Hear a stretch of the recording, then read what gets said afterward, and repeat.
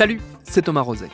Quand j'étais ado, au carrefour des années 2000-2001, une bonne partie de mon temps libre était occupée sans grande originalité par l'ordinateur familial, et plus précisément par un jeu vidéo auquel j'ai consacré un nombre d'heures que je préfère éviter de calculer, les Sims. C'était devenu une véritable obsession, collective d'ailleurs, puisque nous étions quelques-uns, garçons et filles dans mon entourage, à dédier énormément d'énergie à bâtir et à entretenir nos petits univers virtuels dont nous parlions avec passion. En février 2020, les Sims ont fêté leurs 20 ans, et contrairement à bien des modes passés, leur héritage culturel a survécu, leur communauté est toujours vivace, et ils ont essaimé bien au-delà des premiers utilisateurs. Alors pourquoi est-ce qu'il est aussi culte, ce jeu ? Qu'est-ce qui, dans son histoire, dans sa conception, dans sa diffusion, lui a donné cette place à part ? C'est ce qu'on va tenter de comprendre avec notre épisode du jour. Bienvenue dans Programme B.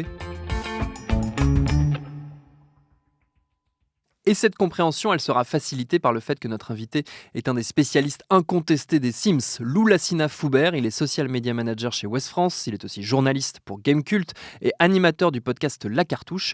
On a commencé notre discussion tant qu'à faire par les débuts, à savoir comment ça a démarré les Sims. Au tout début, du coup, les Sims, c'est un projet de Rewrite, un projet de longue haleine. Alors, Rewrite, c'est le créateur, le cofondateur du studio de développement Maxis, qui est à l'origine du jeu Les Sims. Mais ce Monsieur Wright est aussi à l'origine du coup de grandes licences comme SimCity par exemple. Il a aussi fait des projets un peu plus expérimentaux comme SimAnt où tu devais gérer du coup une fourmilière ou SimEarth, un jeu de gestion de simulation d'écosystèmes terrestres, donc très intéressant. Donc c'est vraiment un génie un peu touche à tout qui aime la simulation assez pointu quand même. Sim Safari, Sim Park, Sim Isle et encore plus loin, Sim Ants, un jeu de gestion de fourmis. Et c'est sorti sur Super NES. En soi, après, je suis sûr que ça correspond assez bien à la vie d'une fourmi.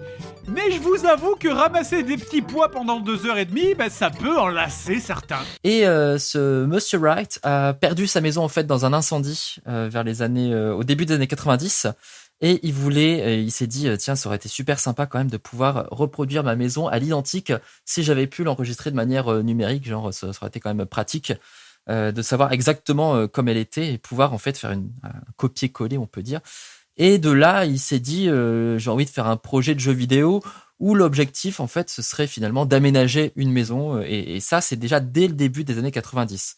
Je rappelle que les Sims, c'est sorti en 2000, donc il y a eu 10 ans de maturation. Pourquoi ça a pris autant de temps ? Alors, ça a pris beaucoup de temps, tout simplement parce qu'il n'y avait pas grand monde qui croyait au projet. Il avait vraiment une vision très austère. Ouais. L'objectif était finalement d'attribuer des points aux joueurs, un score en fonction de la façon dont tu aménages ta maison et si les habitants sont heureux, si ta maison est bien aménagée, tout ça. Il avait un parti pris en fait très architecture, très c'est un homme qui aime la gestion, donc il y avait un côté gestion très très très fort. Et personne n'y croyait. Vraiment, c'était terrible.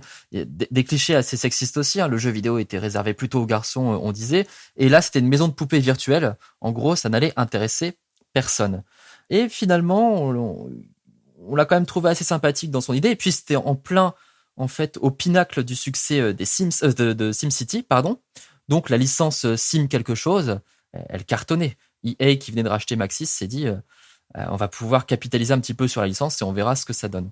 Finalement, en continuant le développement, il s'est rendu compte que l'aspect social, les petits personnages, il y avait quelque chose en fait au niveau de l'aspect social du jeu. Et c'est comme ça qu'en fait le pivot s'est effectué. Le projet a véritablement pivoté finalement de l'architecture qui est toujours présente dans le jeu final, mais les véritables stars, c'est dans le titre, ce sont les Sims. Et c'est eux qui font vraiment tout le piment du jeu parce que ce sont des êtres virtuels qui sont un petit peu imprévisibles. Ils ont des comportements parfois surprenants et c'est comme des animaux virtuels en fait finalement. Et c'est vraiment en se rendant compte de ça qu'il a axé en fait le développement sur ces personnages. Well, I'd always been fascinated with architecture. And it turns out that architecture has a lot in common with city planning. A lot of the same issues happen at a micro scale. Most people don't even perceive it. So your typical house actually has traffic patterns, it has land use, and a lot of things that a city does, a lot of the same dynamics, but it's something that you experience every day and you're very intimate with, and so it almost disappears and becomes invisible to you. So I wanted to do a game about architecture, showing all the strategic forethought that goes into building a house. From that, as I delved into it, I started realizing that a major component of that had to be the people that would live in the house, that would actually be the test. They would score the house for you. Quand le jeu sort en février 2000, comment est-ce qu'il est reçu ? Est-ce qu'il est attendu ? Est-ce que c'est une surprise ? Est-ce qu'il est regardé avec curiosité par le public ? Alors, il y a une petite anecdote assez intéressante, je trouve, à raconter.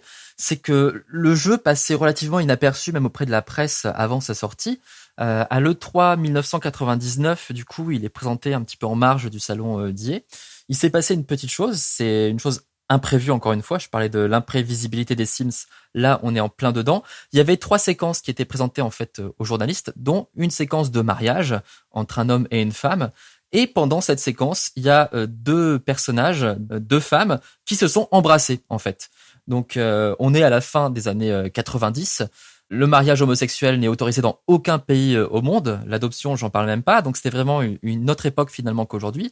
Et ce petit événement, il a fait parler de lui. En fait, il a rendu curieux envers le jeu en se disant, c'est un jeu plutôt ouvert, c'est incroyable. En sachant qu'en fait, la décision en interne avait été prise de ne pas inclure les relations pour les personnes de même sexe. Mais finalement, suite à un concours de circonstances, notamment à l'absence en fait d'un des boss, il y a un ancien projet qui a été donné à la personne qui était chargée de travailler sur la démo. Et dans ce projet, les relations entre personnes de même sexe étaient autorisées. Donc c'est un petit coup de bol en fait finalement parce que ça a lancé la communication autour du jeu. Après, le jeu, lui, il est sorti dans une relative, on va dire, indifférence dans le sens où, enfin, une curiosité. Parce que quand même, c'est un jeu de la licence Sim quelque chose qui représentait vraiment quelque chose. À l'époque, SimCity est vraiment très très fort. On a du mal à imaginer aujourd'hui le poids que ça peut représenter parce que quand on pense à Sim, on pense évidemment aux Sims. SimCity et toutes les anciennes licences ont complètement disparu. Mais voilà, c'est un jeu d'un genre nouveau, donc c'est extrêmement difficile en fait à vendre parce que pour les joueurs, déjà expliquer un nouveau concept et surtout un concept aussi proche. Enfin, le but c'est de faire vivre des personnages, de vivre le quotidien. Donc c'est assez particulier. C'est un jeu ovni qui en fait a fait sa place par le bouche à oreille, par l'expérience des joueurs et par ce côté imprévisible des aventures tout à fait banales et quotidiennes qu'on mène dans ce jeu. Les gens nous demandent souvent, mais par où je commence ? Personnellement, je leur réponds, quelle aventure vous voulez vivre ? Et il faut lancer le jeu dans cet état d'esprit. La suite se fera naturellement. Tout est possible. Comment est-ce que la communauté des fans des Sims s'est construite ? Alors, la communauté s'est fondée surtout autour de la possibilité en fait d'ajouter des éléments au jeu. Ça a été dès le début, dès le tout premier épisode, une possibilité dont les joueurs se sont vraiment emparés. Donc le modding, aujourd'hui comme on l'appelle. Il y avait un catalogue qui était assez restreint en fait, mine de rien, même quand on ajoute toutes les 7 extensions du premier jeu, au niveau des objets, c'était relativement restreint. Et donc il y avait plein de joueurs qui s'amusaient à développer des nouvelles tables, des nouvelles chaises, plein de choses, plein de décorations en plus coordonnées. L'idée était de faire vraiment des cuisines tout équipées, tout ça, plein d'objets. Et ça a été des forums d'échange, etc. Donc ça, d'une part, ça a été vraiment très vivace.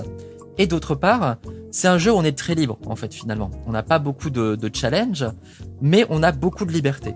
Et les joueurs, ils prennent le contre-pied et ils s'imposent eux-mêmes des challenges. Ça s'est largement développé, surtout après les Sims 2. Là où le vieillissement en fait est apparu, le vieillissement et la mortalité, on pouvait créer des dynasties. Et il y a des challenges, on part de rien, on fait une dynastie la plus riche, ou alors l'objectif c'est de vivre dans le plus grand dénuement. Voilà, il y a plein d'objectifs différents et on se fait des challenges. Dans les derniers par exemple, c'est on crée un sim extrêmement moche et on fait tout pour l'embellir à la fin, un peu mode chirurgie esthétique. C'est un challenge qui ne se base vraiment que sur l'éditeur d'avatar. Donc finalement, on prend un morceau du jeu et on en fait quelque chose de nouveau avec toute la liberté qu'on nous permet. On se crée nous-mêmes nos propres challenges et tous ces joueurs s'inscrivent dans cette continuité.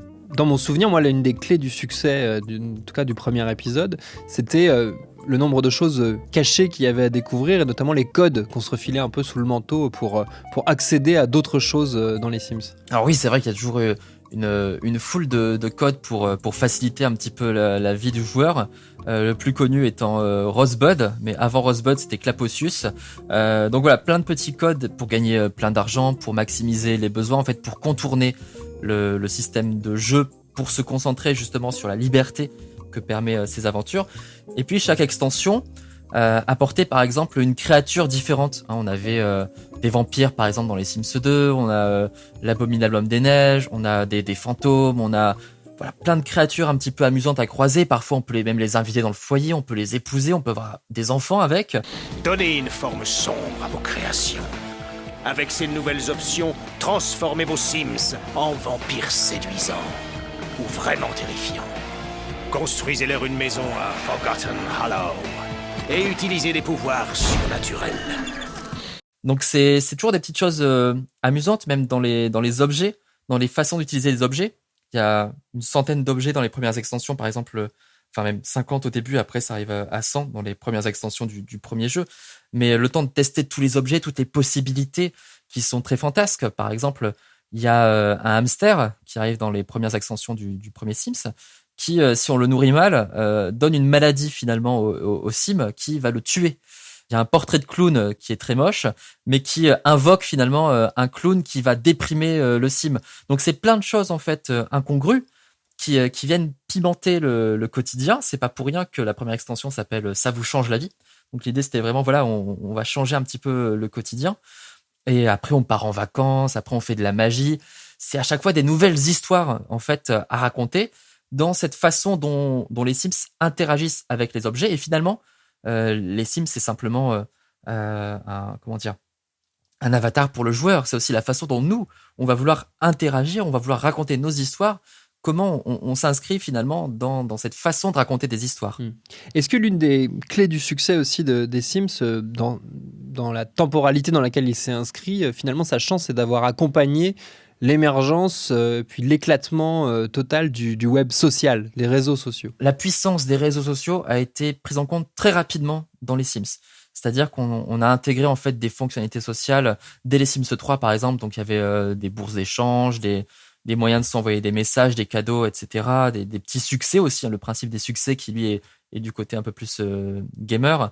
Mais même les Sims eux-mêmes d'ailleurs peuvent faire carrière dans les réseaux sociaux. Ils ont leurs propres réseaux sociaux, Simstagram, ils se font des selfies, tout ça. Enfin, cette composante sociale a été prise en compte déjà dans le jeu. Et puis il y avait tous les forums, bien sûr. Encore aujourd'hui, même si les forums sont beaucoup moins importants de manière générale sur Internet, les forums sur les Sims sont très vivaces. C'est une communauté qui est très très investie et qui est d'ailleurs très bienveillante. Je pense que c'est aussi une des clés du succès, c'est que c'est un jeu qui est extrêmement bienveillant avec une communauté qui l'est tout autant. Et du coup, voilà, les forums sont toujours très vivants et ça fait véritablement partie du jeu. Aujourd'hui, on a une galerie dans les Sims 4 qui permet d'échanger les maisons qu'on a construites, les familles. Si on refait des célébrités, voilà, tiens, j'ai refait Britney Spears, Beyoncé, etc. Je la mets en téléchargement, les gens peuvent la télécharger. Et voilà, ça fait partie en fait de toute cette vie qu'il y a autour des Sims, si bien que même les personnages présentés dans les trailers sont proposés au téléchargement pour les joueurs. Donc il y a véritablement un écosystème qui se crée, un univers global qui se crée avec des échanges perpétuels entre joueurs et studios de développement aussi. Il faut savoir en fait de base que tous les Sims sont pansexuels, c'est-à-dire qu'ils peuvent potentiellement être attirés par n'importe quel autre Sim, qu'importe son sexe. Donc un Sim homme pourra être en couple aussi bien avec une femme qu'avec un homme, passer de l'un à l'autre indifféremment et il aura les mêmes sentiments.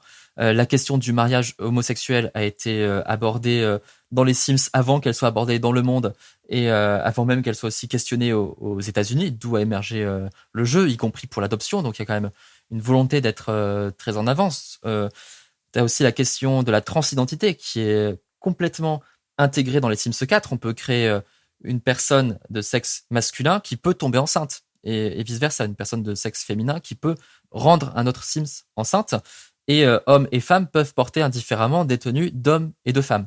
Donc ces notions sont vraiment traitées de manière très progressiste par les développeurs, mais aussi des questions sociales plus générales, on va dire, sur la question de la mort. La mort fait partie des Sims depuis la création et c'est traité avec beaucoup d'humour aussi parce que voilà, on invente des nouvelles morts à chaque fois et puis c'est jamais tragique dans les Sims parce que déjà on est visité par la faucheuse qui est une espèce de personnage de cartoon que n'aurait pas renié quelque part Terry Pratchett. Mais je crois... Oh,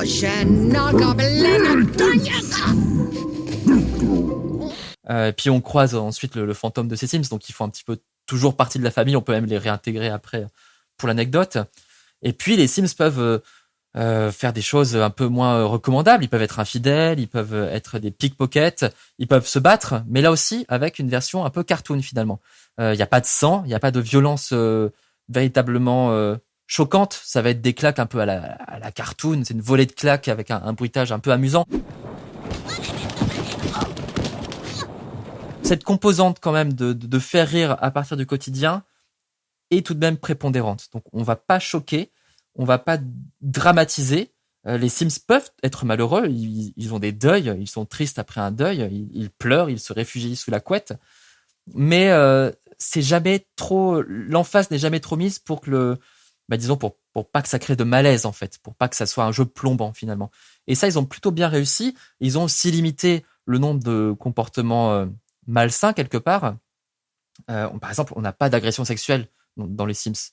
Heureusement quelque part, parce que ce sont quand même des choses beaucoup trop violentes. On peut se battre, mais ça va être un combat avec plein de fumée autour, les poings qui volent. Enfin, c'est quelque chose de très Looney Tunes en fait, si on veut. Donc c'est quand même un monde édulcoré, mais aussi très progressiste, avec toujours cette composante de bienveillance qui est prépondérante. Est-ce que justement, cette caractéristique, ce progressisme qui est affiché et qui est revendiqué par le jeu, c'est une des raisons de son succès auprès des fans ? Alors c'est complètement une raison de son succès. En tout cas, on le voit, les gens qui sont attirés par les Sims, ce sont justement des gens qui généralement aiment cette possibilité d'être tels qu'ils sont.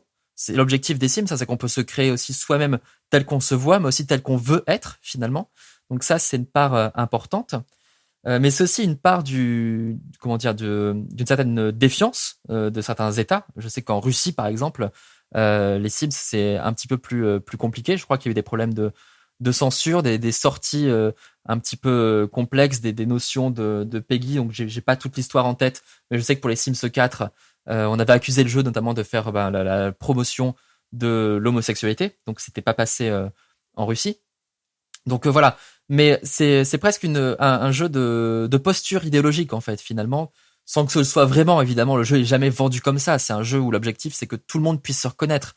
Mais aujourd'hui, les joueurs qui jouent aux Sims, quelque part, ils revendiquent malgré tout quelque chose, c'est ce droit à cette liberté, ce droit d'être qui on veut, ce droit d'être finalement.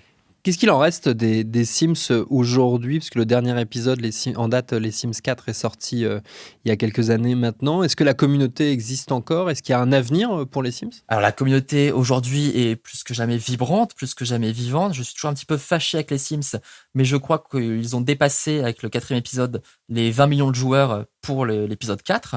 Il y a eu un communiqué il y a très peu de temps sur ces chiffres-là. Il y a plus de 30 extensions, je pense, différents types d'extensions, ça va être des kits d'objets un peu plus petits au gros pack d'extensions qui ajoutent beaucoup de contenu. Donc c'est 30, peut-être même 40, je sais que c'est assez énorme en tout cas. Il y a tout ça, il y a encore plein de contenus qui sont prévus, aussi en collaboration justement avec les fans, à travers des sondages. Les gens peuvent voter sur ce qu'ils veulent avoir et les développeurs se plient au choix des votes. Le prochain, par exemple, dans le genre, ça va être autour des arts manuels, ça va être la couture. Donc c'est le tricot plus précisément. La communauté est plus que jamais intégrée dans le process. Les Sims 5 sont en développement, ça vient tout juste d'être annoncé. Donc finalement, au bout de 20 ans, ils sont encore très vivants, encore très suivis. Et le nombre d'extensions qui est sorti, ça prouve justement que ça marche bien. Même si au départ, les Sims 4 ont été accueillis assez froidement. Le jeu est sorti, on va dire, aux 3/4 fini. Il manquait quand même beaucoup de choses. Là, ils se sont très très bien rattrapés.